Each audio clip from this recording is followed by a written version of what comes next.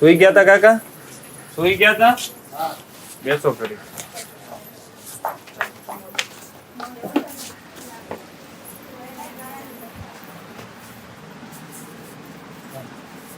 તમે બેસો ને, અમે તમને મળવા જ આવ્યા છે. મારા ભાઈએ કીધું છોકરીઓ ફોન આવ્યો શું હોય તો? કે આવવાના છે, મળવા આવવાના છે, તો એને વાત કરી લીધી. બીજું કશું નહીં. બેનનો ફોન ક્યારે આવ્યો હતો? છોકરીનો? તમને ચાલે હાલો પછી તમારી છોકરીનો ફોન ક્યારે આવ્યો હતો? એમ છોકરીનો છોકરી તમારી. પણ તમારી બેબીનો ફોન ક્યારે આવ્યો એ કોઈ નક્કી નહીં આવ્યા હતા, હવે નક્કી આવી અરે એમ કહે છે તમારી બેબીનો ફોન ક્યારે આવ્યો હતો? ગઈકાલે આવ્યો. ગઈકાલે આવ્યો હતો કહેતા હતા ને. અહીંયા જ રહેવાનું? અહીંયા જઈએ તો 4000 ભાડું હતો, વર્ષોથી રહ્યું છે. કોણ ભરે ભાડું? કોણ ભરે? હું કહું. તમે ભરો? ના હોય તો પછી બેબી જોડે થોડો લઈ જઈએ. આ ટેમ્પરરી નોકરીમાં કેવો ખર્ચો 200-400 રૂપિયા આવે. આ લોકોને, આ ભાઈને ત્યાં કામ કરો? હા, તો આ ત્યાં જઉં છું ને, સવારે ત્યાં જાઉં છું. 2 વાગ્યા પછી રિસર્ચ કરે એટલે પછી હાથ નથી.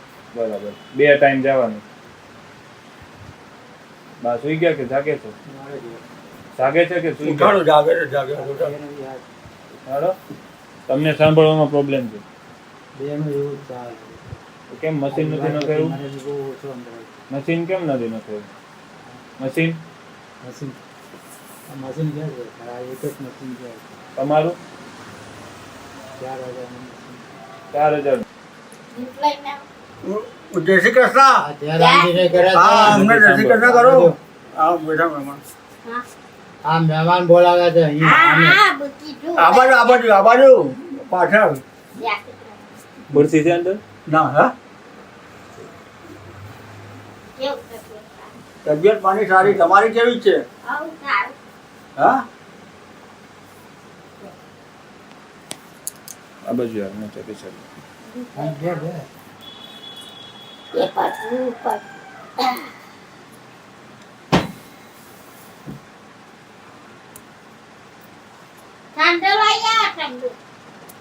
હા ભાઈ, એમને જોડે વાત તો કરે. બોલો ઠંડુ શું કરવું છે? સુરત થી આવ્યા છે. હા.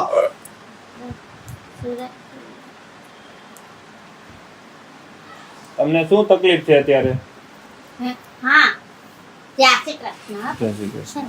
તે અમને અહીંયા ભાડું કરીએ છે ને, એટલે અમે મારી છોકરી એક જ સમય આપવા પાછળ કોઈ નથી, એટલે અમે ભાડું ભરીને અમે રહીએ છીએ ને, જેમ તેમ ગામ ચલાવીએ છીએ. એમની નોકરી નહીં ચાલતી બરાબર, તો શું કરીએ? જેમ તેમ ભાડું દૂરે ચલાવીએ. છોકરા નથી? ના, છોકરા ખાલી એક જ બેન છે? હા, હા, એક જ મારી બેટી છે. એમને લગ્ન થઈ ગયા? હઉ, ક્યારે કર્યા? લગભગ 10 વર્ષ થયા. બરાબર. પછી તમે 10 વર્ષથી અહીંયા જ રહો છો? હા, અમે ભાડે જ રહીએ છીએ. તમને શું તકલીફ છે અત્યારે? તકલીફ છે ને, બેટા અમારે તો આંખે ઓછું દેખાય છે. એક આંખે દેખાય તો તેમાં ભાડું એ ભરીએ ને ઘરે ચલાવે. આમની ઉંમર થઈ ગઈ એટલે એમનાથી ડાયાબિટીસ છે ને, તે કશું કામ નહીં થતું, એટલે માંડ ચલાવી દે. બરાબર. તો અત્યારે કઈ રીતે છે ઘરમાં જમવાનું ને એવું?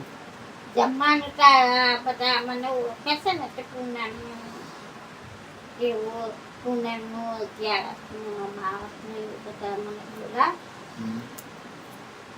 જમી આવું ને ઘરમાં એમ થોડું ભરી દઉં એવું. અત્યારે ઘરમાં છે કાકા કઈ? કાકા ઘરમાં કઈ છે કરિયાણું? કરિયાણું તો નથી એટલું બધું કરિયાણું. શું પડ્યું છે ઘરમાં? થોડો લોટ પડ્યો છે, તેલ ને બધું અમે લાવીને ચલાવીએ છીએ. થોડું લાવીને ચલાવીએ. અત્યારે શું જોવે છે તો હવે? હમણાં તો કઈ 5-6 ગ્રામ તેલ પડ્યું હશે, એવું બધું અમે ચલાવીએ. થોડું લાવીએ. 10 રૂપિયાનું બધું લાવીએ. દાળ તમારા કાકા કેટલા આપે તમને? 400 ની આજુબાજુ કામ ઉપર કામ ઉપર આવે કામ વધારે હોય તો એવું અંદર તો એટલે- કામ ઉપર હતા. એટલે વજન ઉપર કે કઈ રીતે આપે એ લોકો તમને કઈ રીતે આપે દુકાનેથી તો ફાફડા છે, જલેબી છે, આડા ઉપર, આધાર ઉપર. અને કિલો ઉપર આપીએ છીએ વજન ઉપર. રૂપિયાનું એવું બધું બરાબર. થાય. કેટલા દિવસનું કેટલાનું કામ થાય અત્યારે કેટલું કામ થાય એક દિવસનું ફાફડા 300-400 રૂપિયા ફાફડા છે 2 કિલો, 2.5 કિલો, 3 કિલો. 3 કિલો પછી આના 50 પછી ભજીયા બનાવવા મૂકી દઈએ પછી ગાંઠિયા બનાવવા મૂકી દઈએ ચાલે. આખા મહિનાનું કેટલું કામ થાય આખા મહિનાનું કેટલાનું કામ થાય આ મહિનાનું 3,000 નું ય નહીં થતું. અત્યારે દુકાન બંધ હોય, આખા દારાનો હોય તો 400 રૂપિયા ભરાય છે. 3,000 નું ય આડા નહીં દિવસે હોય તો 200 2000 ભરાય છે. અને આવા હોય તો 150 ભરાય છે. થતું. એટલે ઝાડ ઉપર આધાર હોય. આખા મહિનામાં કેટલા આવે એટલે મેળા મારા મકાનનું ભાડું બળ છે, બે. 4-5 હજાર મારે ભેગા થાય છે અને ઘરનો ખર્ચો નીકળે છે. બરાબર બાકી તમારે ઘરનો ખર્ચો જે હોય એ તમારે નીકળે ને ઘટે તો બેન ભાડું ભરે આ તો અત્યારે શું છે કે ચાલે છે અમારે સોસાયટીઓમાં બ્રાહ્મણ છે ને એટલે સોસાયટીઓમાં છે પૂનમનું છે અમાવસ તારે જાય છે એવા 150 રૂપિયાને થોડું ઘણું કંઈક આવી જાય છે. બરાબર બાકી હવે કશું અત્યારે શું તમારે જરૂર છે અત્યારે શેની જરૂર છે તમારે વધારે ઉંમર કેટલી બા મારી ઉંમર છે ને એ 67 વર્ષ 67 વર્ષ અને કાકા તમારી 70 70 વર્ષ બરાબર ઘણી ઉંમર કહેવાય અને આ ઉંમરે તમે કામ કરો એ મોટી વાત છે શું કરીએ બોલો નથી કોઈ છોકરો નથી અમારી પાસે કોઈ નહીં હું છું ને હું તમારો છોકરો બનીને જ રહ્યો છું હમ. ચિંતા નહીં કરો હવે કઈ અત્યારે શું તમારે અનાજ કરિયાણામાં શું જોવે છે મારી સાથે ચાલો અને લઈ લો જે જોઈએ ને ચાલો અત્યારે હું છે ને તમને અનાજ કરિયાણું જે તમારે ઘટે છે ને ઘરમાં તેલ ખાંડ ચા હા. એ બધું હું તમને લઈ આપું હા બરાબર પછી ઘરનું આગળ જોઈએ જો કાંઈ કોઈ આપણને ઘર હશે કોઈની પાસે તો હું તમને જાણ કરીશ હા. અત્યારે તમારે અહીંયા જ રહેવાનું છે હા.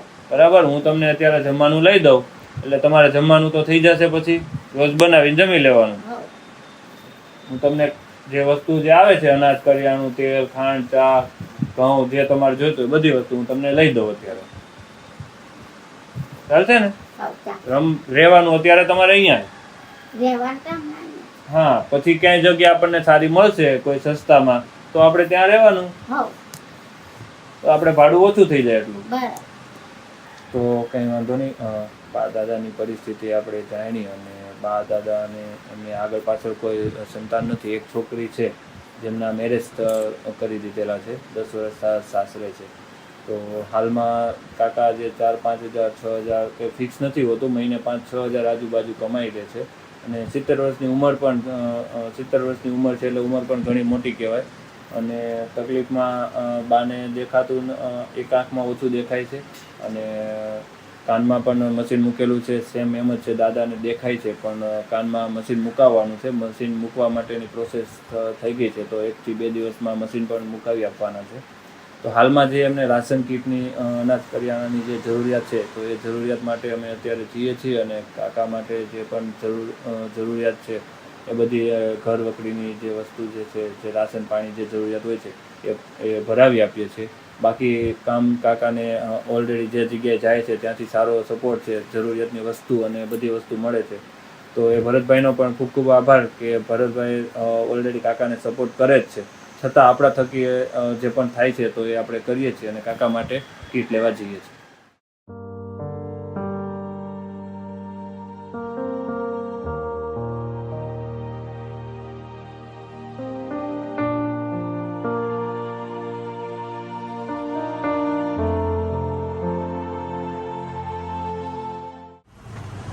अभी अंकल के लिए जो सामान चाहिए वो सारा लिखवा दिया है तो भैया सामान निकाल रहे हैं बाद में वापस अंकल को घर पे छोड़ने जाएंगे सारा सामान अंकल के घर पे ही रखेंगे